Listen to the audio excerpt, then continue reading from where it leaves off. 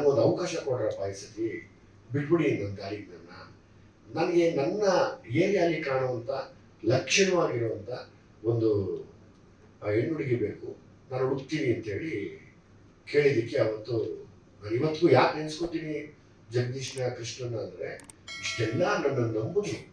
ಈಗ ಹೊಸಬ್ರನ್ನ ಹಾಕ್ಕೊಳ್ತೀವಿ ಅಂದ್ರೆ ಹೊಸಬ್ರು ಮಾಡಿದ್ರೆ ಸಿನಿಮಾ ಹೋಗ್ತಿಲ್ಲ ಅಂತದ್ರಲ್ಲಿ ನನ್ನ ತುಂಬ ನಂಬಿದ್ದಕ್ಕೆ ನಾವಿಬ್ಬರು ಅವ್ರು ಥ್ಯಾಂಕ್ಸ್ ಹೇಳಬೇಕು.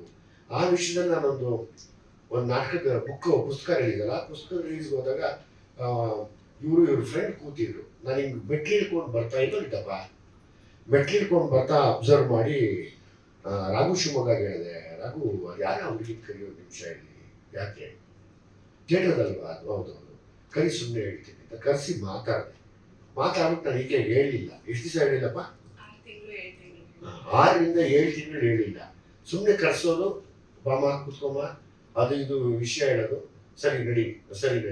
ಸರಿ ಆಮೇಲೆ ಸುಮ್ಮನೆ ಯಾಕೆ ಡೌಟ್ ಬರುತ್ತಲ್ಲ ಅಂದ್ಬಿಟ್ಟು, ಒಂದು ಹೀರೋಯಿನ್ಗೆ ಫ್ರೆಂಡ್ ಕ್ಯಾರೆಕ್ಟರ್ ಇದೆ, ಅದನ್ನು ಮಾಡಬೇಕಾಗತ್ತೆ, ಒಂಚೂರು ನೀನು ತಯಾರಿ ಮಾಡ್ಕೋತೀಯಾ?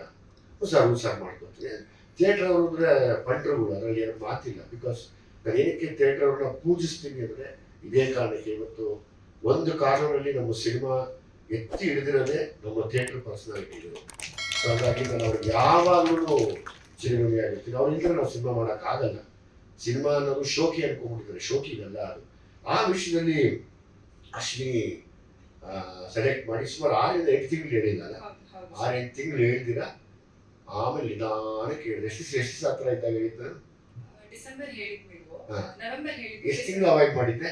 8-9 ತಿಂಗಳು ಅವಾಯ್ಡ್ ಮಾಡಿ ಆಮೇಲೆ ನೀನೇ ಹೀರೋಯಿನ್ ಅಂತ ಶಾಕ್ ನಾನು ಹೆಂಗೆ ಸರ್ ಹೀರೋಯಿನ್ ನನಗೆ ಬೇಕಾಗಿರೋದು ನಟನೆ, ಬ್ಯೂಟಿ. ನನಗೆ ಯಾವತ್ತೂ ನನ್ನ ಬ್ಯೂಟಿಯಿಂದ ಹೋಗಿ ನಟನೆ ತುಂಬ ಮುಖ್ಯ ನನಗೆ. ಆ್ಯಕ್ಟಿಂಗ್ ಅಂತ ಬಂದಾಗ ಆ್ಯಕ್ಟಿಂಗ್ ಮಾತ್ರ ಬೇಕು ನನಗೆ ಅಂತೇಳಿ ನೋಡಿದ್ರೆ ಆಮೇಲೆ ನೀನು ಬ್ಲ್ಯಾಕ್ ಬ್ಯೂಟಿನೇ ಆಯ್ತಾ, ಹಂಗನ್ಬಿಟ್ಟು ಏನು ಹಂಗಲ್ಲ ಅಂದ್ರು ಅಂತ ಅನ್ಕೋಬೇಡ.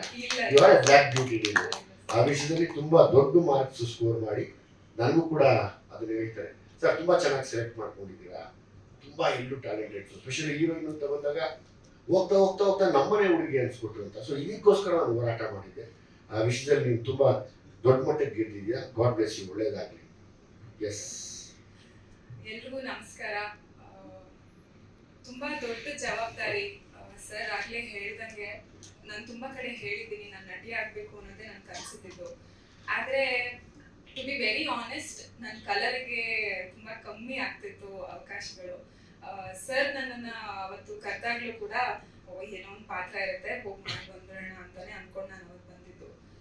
ಬಟ್ ಇಷ್ಟು ದೊಡ್ಡ ಪಾತ್ರ ಖಂಡಿತವಾಗ್ಲೂ ಸರ್ ಹೇಳಿದ್ ನಿಜ. Jagadish sir and Krishna sir, I don't think ಯಾವುದೇ ಪ್ರೊಡ್ಯೂಸರ್ ಆಗಲಿ ಇದಕ್ಕೆ ನಿಜವಾಗ್ಲೂ ಸಮ್ಮತಿ ಕೊಡ್ತಿರ್ಲಿಲ್ಲ.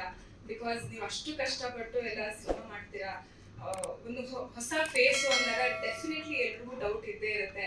ಬಟ್ ನಂಬಿದ್ದಕ್ಕೆ ನನ್ನ ತಂದೆ ತಾಯಿ ಕಡೆಯಿಂದ ಹಾಗೂ ನನ್ನ ಕಡೆಯಿಂದ ತುಂಬಾ ತುಂಬಾ ತುಂಬಾ thank you sir. And response ಅಂತ ಬಂದಾಗ ಎಲ್ಲ ಮಲ್ಟಿಪ್ಲೆಕ್ಸ್ಗೂ ಸರ್ ಹೋಗಿ ಅಂತ ಹೇಳಿದ್ರು. ಎಲ್ಲ ಕಡೆ ಒಂದೇ ಮಾತು, ನೀವು ಹೇಳ್ದಂಗೆ ಬ್ಲ್ಯಾಕ್ ಬ್ಯೂಟಿ ಅನ್ನೋದು ಒಂದೇ ಮಾತಿತ್ತು. So thank you so much. ಪ್ರತಿಯೊಬ್ರು ಎಲ್ಲ ಹೆಣ್ಮಕ್ಳು ಬಂದು ಸಿನಿಮಾ ನೋಡಿದಾಗ್ಲೂ ಅದನ್ನೇ ಹೇಳಿದ್ದು, ತುಂಬಾ ಒಳ್ಳೆ ಮೆಸೇಜ್ ಇಟ್ಕೊಂಡು ಸಿನಿಮಾ ಮಾಡಿದ್ದಾರೆ.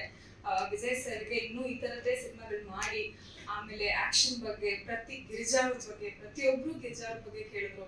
ಆಮೇಲೆ ನಮ್ಮ ಬ್ಲ್ಯಾಕ್ ಡ್ರ್ಯಾಗನ್ ಅವ್ರನ್ನ ಕರ್ಕೊಂಬನ್ನಿ ಅಂತ ಪ್ರತಿಯೊಬ್ರು ಕೇಳ್ತಿದ್ರು. ಸೊ ಇಷ್ಟು ಸಪೋರ್ಟ್ ಮಾಡಿರೋದಕ್ಕೆ ಪ್ರತಿಯೊಬ್ಬರಿಗೂ ಥ್ಯಾಂಕ್ ಯು ಅಂತ ಹೇಳ್ತೀನಿ. ಆ್ಯಂಡ್ ಇನ್ನೊಂದು ವಿಚಾರ ನಾನು ಹೇಳಲೇಬೇಕು, ಸ್ಪೆಷಲಿ ವಿಜಯ್ ಸರ್ ಅಭಿಮಾನಿಗಳಿಗೆ, ನಾನು ಖಂಡಿತವಾಗ್ಲೂ ಸರ್ ಬೇಕು ಅಂತ ಬೈದಿಲ್ಲ. ಸರ್ ಡಿರೆಕ್ಟ್ ಮಾಡಿರೋದು ಗೊತ್ತು, ನಾನು ಸರ್ ಬಯಸಿರೋದಕ್ಕೆ ನಾನು ಬೈದಿರೋದು. ಬಿಕಾಸ್ ಪ್ರತಿಯೊಬ್ರು ಕೇಳ್ತಾ ಇದಾರೆ, ಅದ್ ಹೆಂಗ್ ಅಣ್ಣನ್ ಬೈದ್ರಿ ನೀವು, ಹೆಂಗ್ ಹೋಗಿದ್ದೀರಾ ನೀವು ಅಂತ ಕೇಳ್ತಿದ್ದಾರೆ. ದಯವಿಟ್ಟು ಕ್ಷಮೆ ಇರ್ಲಿ.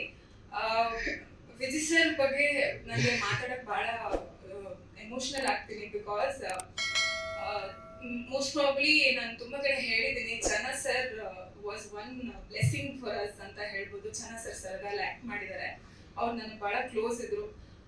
ಅದೇನ್ ತಾಕತಾಳಿ ಅನ್ನೋ ಗೊತ್ತಿಲ್ಲ ನನಗೆ. ಅವರ ಬುಕ್ ರಿಲೀಸ್ ಫಂಕ್ಷನ್ ಅಲ್ಲೇ ಸರ್ ನನ್ನ ಸ್ಪಾಟ್ ಮಾಡಿ ನೋಡಿದ್ದು. ಥಿಯೇಟರ್ ಅಂತ ಬಂದಾಗ ಸರ್ ಕೊಡುವಂತಹ ರೆಸ್ಪೆಕ್ಟ್, ಅವರು ಕೊಡುವಂತಹ ಒಂದು ಜವಾಬ್ದಾರಿ ನನಗೆ ತುಂಬಾ ತುಂಬಾ ಖುಷಿ ಆಗಿದೆ ಈ ಒಂದು ಅವಕಾಶದಿಂದ. ಎಲ್ರಿಗೂ ಬಂದು ಸಪೋರ್ಟ್ ಮಾಡಿರೋದಕ್ಕೆ ತುಂಬಾ ಥ್ಯಾಂಕ್ಸ್. ಯಾರ್ಯಾರು ಇನ್ನೂ ಸಿನಿಮಾ ನೋಡಿಲ್ಲ ದಯವಿಟ್ಟು ಬಂದು ನೋಡಿ. ನಾನು ಬಿಸಿ ಸರ್ ಬಗ್ಗೆ ಮಾತಾಡ್ಬೇಕು ಅಂದ್ರೆ ತುಂಬಾ ಎಮೋಷನಲ್ ಆಗ್ತೀನಿ, but I can only say sir thank you so much. Thank you everybody. Thank you.